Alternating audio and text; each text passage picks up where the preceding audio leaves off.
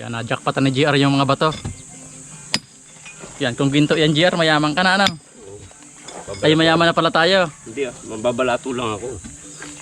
Siguro bigla na lang ito mawawala dito. Ito, tirahin mo itong na to. Pwede naman natin iusog-usog dito ang puting. Pag talagang buhos yan, ito, tapasin mo lang muna dyan.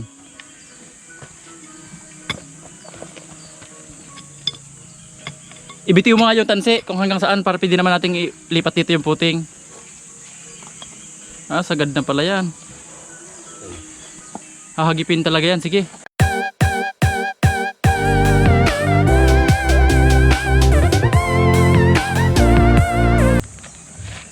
8:30 pa lang, talagang tagaktak na yung pawis ni Jiking, oh. Ano Jiking, matigas ba? Malapot. Yan, malagkit daw yung lupa dito. Yan, yung lalim nito 1 meter, pero pwede pa siyang sumubra. Dapat nakalubog kami dito, yung pinakakulong puting. Nakalubog dito sa kalsada. Yan, 4 lang kami kasi wala pa naman yung mga bakal. Kaya hindi pa ako nagdadagdag ng tao.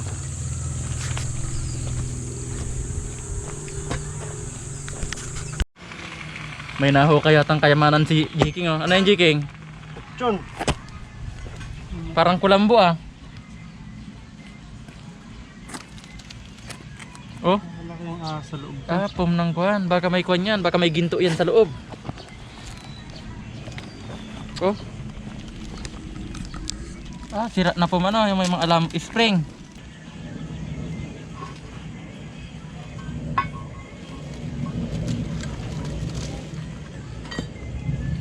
Kulambo sama. Binaon siguro yan yung mga naunang natubira dito.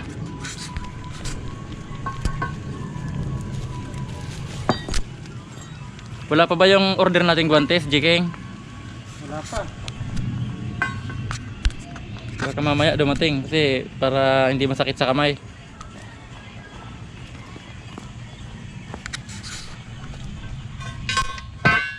Nakulaon ako dyan. Tutok mo sigurado. Yung panggilid siguro yan.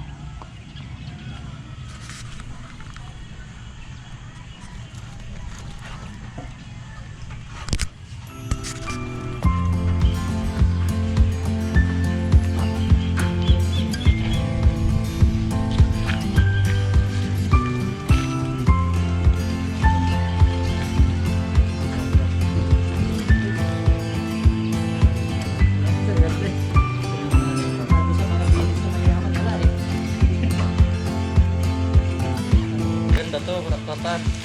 Huwag kang mababasa. Walang init. Hindi ka na bata ng bibir house eh. Hindi na dyan. Mamadan. Nagpamahal kasi dyan yung rata. Oo. May mga kabili nga naman sa libong folding bed eh. Yung nga lang, mga net, mabilis ng punit. Okay pa yung bakal, bakit yung nabili. Ate ba yan? Sige, diretso. Parang hindi ka talaga. Sigurado mo. Sigurado mo bounce pa eh. Gura, ano araw pa yan? Ganyan. Saan dito? 2,000. Jar!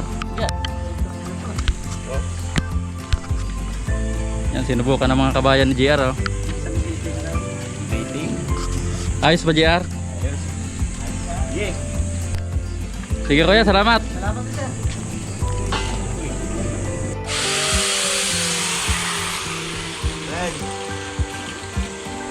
Yan, habang naghuhukay sila, gagawin ko muna ng paatong dala-dala kong barkater.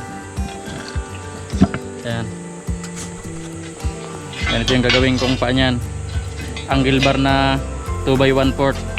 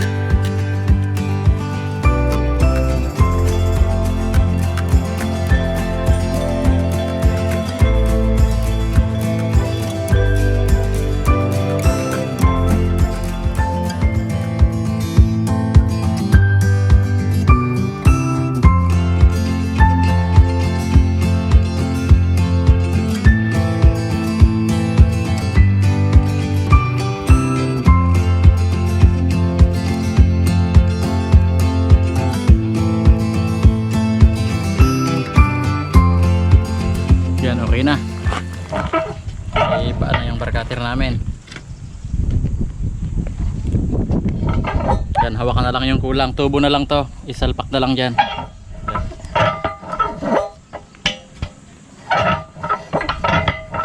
Yan yung gagawin naming hawakan dito sa barkater. Hindi pa. Oh, sakto na. Ano, Jiking? Ayos na ba, Jiking? Ayos na to. Kunti na lang to. Yan, dito naman sa side na to. Dito na ako nagpalagay ng kuan ng bindira namin ng bakal.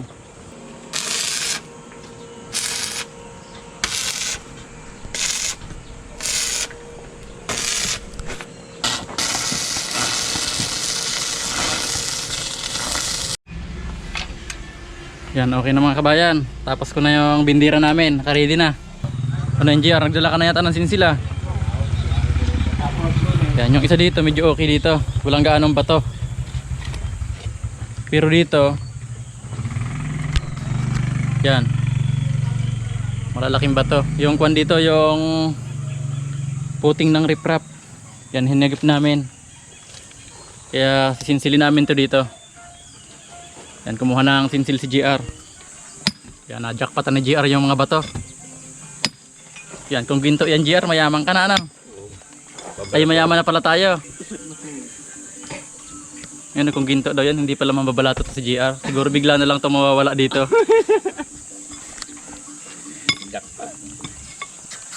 Yan, hagip natin yung kanang riprap dito. Yan, pero yan lang naman side na yun ang tatanggalin namin. Mapapalitan ng buhos yan. Kaya mas titibay pa yung riprap. Yan, dito si Jiking. Jackpot dito si Jiking. Kalapot. Yan, oh. Walang kabato-bato.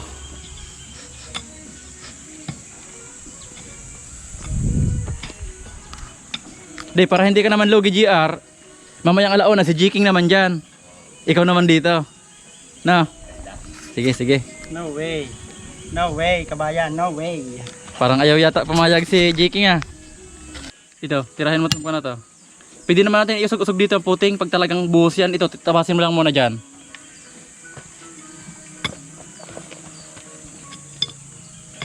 Ibitiw mo nga yung tansi kung hanggang saan para pwede naman natin ilipat dito yung puting. Ah, sagad na pala yan. Hahagipin talaga yan, sige.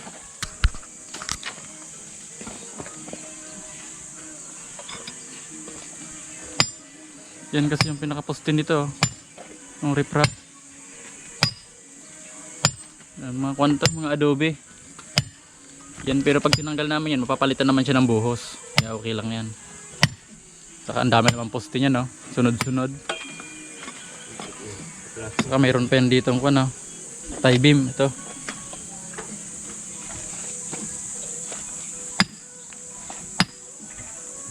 Yan, mamaya may darating naman kami jackhammer. Kaya ngayon lang si GR mag-sisinsil. Yan, nagpa-deliver pala muna ako mga kabayan ng kuan ng 10 pirasong 10mm. Yan, para makagawa ako ng sample ng anilyo sa mga poste, saka sa beam. Yan, putol ka muna dyan ng 1 meter. Kung sakto na yan. Para walang sayang. Oh, ngayon mga kabayan, oh. Yan, saktong 1 meter ito para 6 meter, 6 na piraso. Yan, yan na to. Bibend ko muna to dito.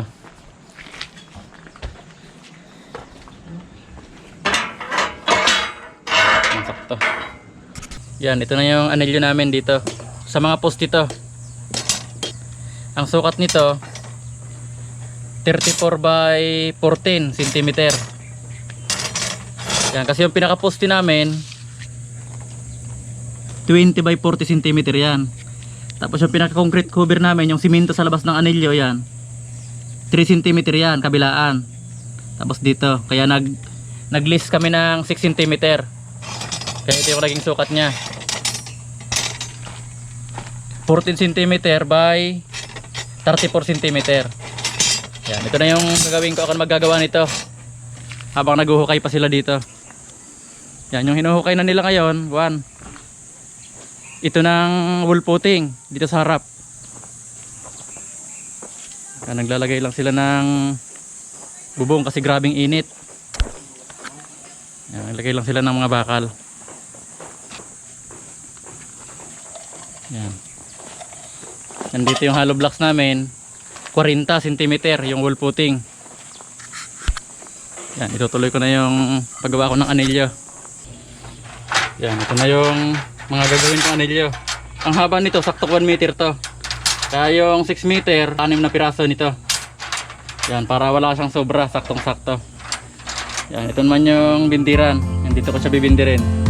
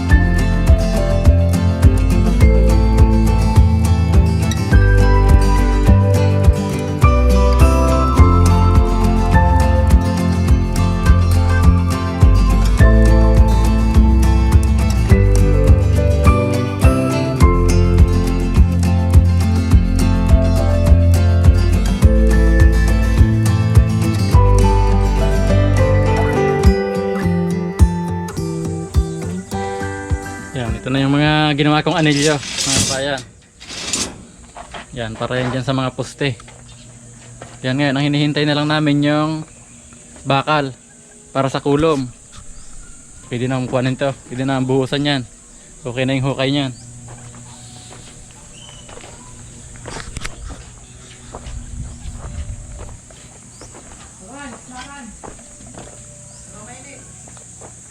Yan, okay na rin yan.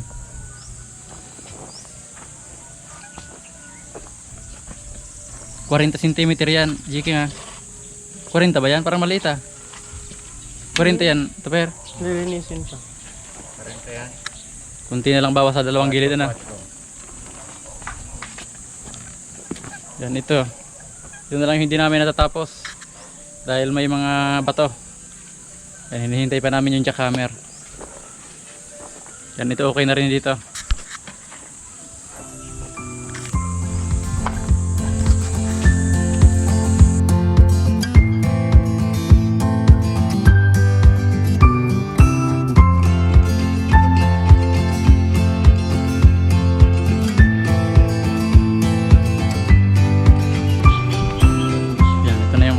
Namin wall footing. Inuna na namin dito sa harap. Yan. 40 yung lapad niyan. Yan, bukas ito na lang yung hukay namin, yung papunta doon. Tapos yung dulo naman na yon, papunta doon sa dating unit na yon.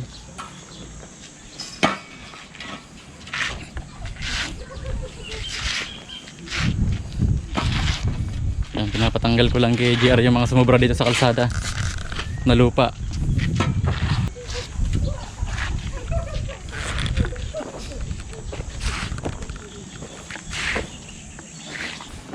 Yan dito. Okay na to.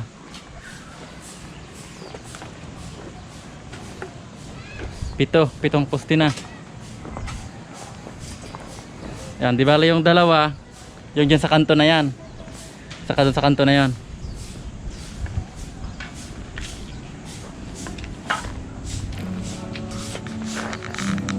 Bukas naman mga kabayan, hanggang dito na lang po. Maraming salamat sa panonood.